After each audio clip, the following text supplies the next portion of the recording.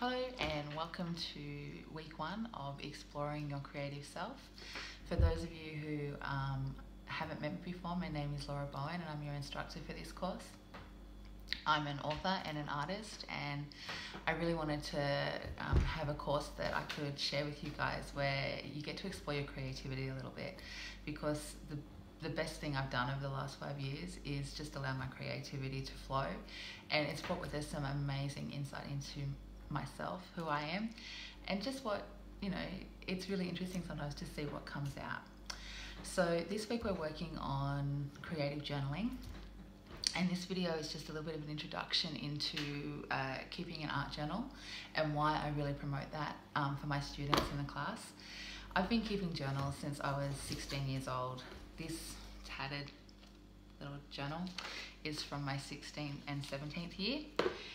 Back in 93, 94, and I've always liked to just write down and draw pictures and just take note of what's happening for me on a personal level, and it's something that's continued all the way up to now, where I'm 42 this year, so it's obviously something that's stuck.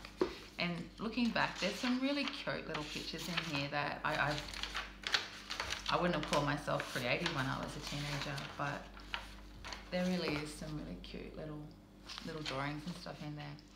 So basically, what you would have gotten in the mail, if you haven't got it in the mail yet, don't stress, it'll be on its way. Some of you are overseas, so it might take a little bit longer to get there. But I've sent everyone a big A4, clear, blank page art journal. And that's so that if you don't have one already, you're ready to go as soon as you get it with lesson 1. How you set this up is completely up to you, and it actually gives you a bit of a chance to be a bit of a creative, have a little bit of creativity if you like anyway. I have a sister who every year gives me one that she covers with fabric.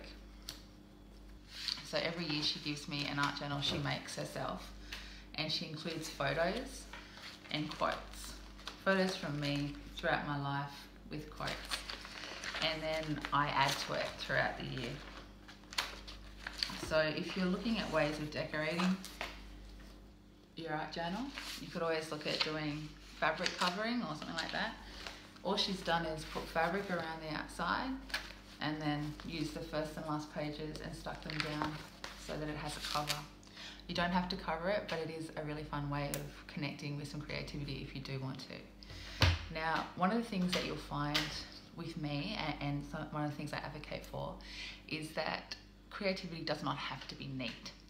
So if you're someone who is more of a bullet journaler, or someone who prefers things to be really neat and tidy, that's totally okay, and I think that's wonderful if you can do that.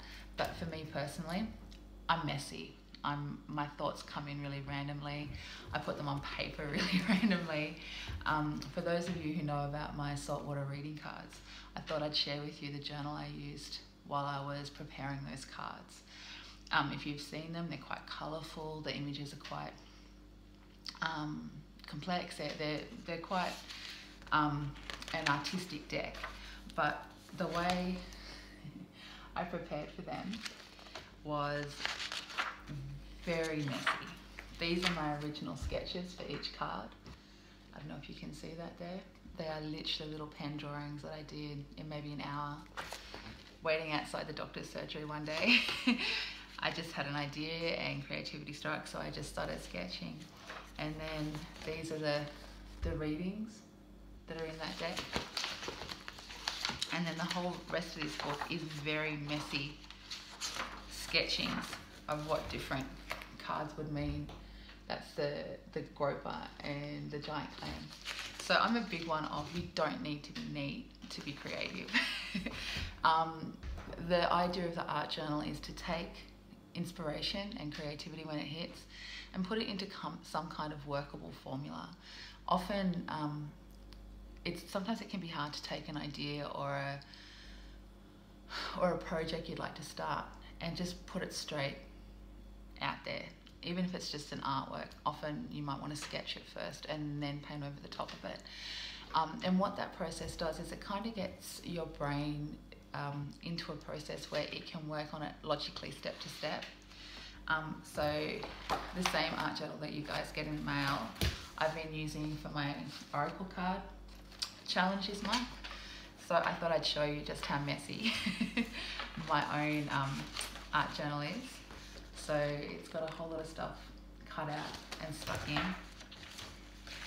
I'm not a neat writer, and a lot of my sketches are quite quick. It does have my vision board for this year in it. We're actually going to do a lesson where we work on our vision board for this year, and it doesn't have to be drawn. You can use magazine or collage, or even just pictures you might print out from the printer. Really, you don't need to be able to paint or draw or anything like that to be creative. So that's my vision board. Once again, it's got its own messiness. So when you get your art journal, there's no way you have to set it up. All I ask is that for the first month, you'll see that this first month's art journaling prompts are already loaded for this. I was going to do weekly ones, but because I'm already doing the challenge in the Spirit Wakes Academy Facebook group, I thought it would be just as easy to use the same things, because these are going to be what I am being creative with and what I'm sharing. And they're ones that connect with nature as well. So I think they're really good. So we're going to be doing these as a group each week, hopefully sharing them in the Facebook forum or in the Spirit Wakes Academy if you're in that as well. But each day we're just going to take the keyword and we're going to create something from it. In your art journal, you might want to do a sketch or some creative writing. You might want to do a collage. I recommend 1 page of your journal per prompt, so that by the end of this month you'll have 28 pages of creativity, whatever these words have brought up for you each day. So thank you for joining me in the classroom. I'll be on a live Skype chat this week. I probably will actually do it as a Facebook Live in the Facebook group. But if you're not on Facebook, I'll also transfer that onto a YouTube video and I'll upload that onto the course, into this week's course curriculum. It's lovely to have you here. Please jump onto the discussion board and share a little bit about yourself, where you're from, what you enjoy. If there are any artistic areas that you're particularly fond of, share them with us. That'd be great. Bye.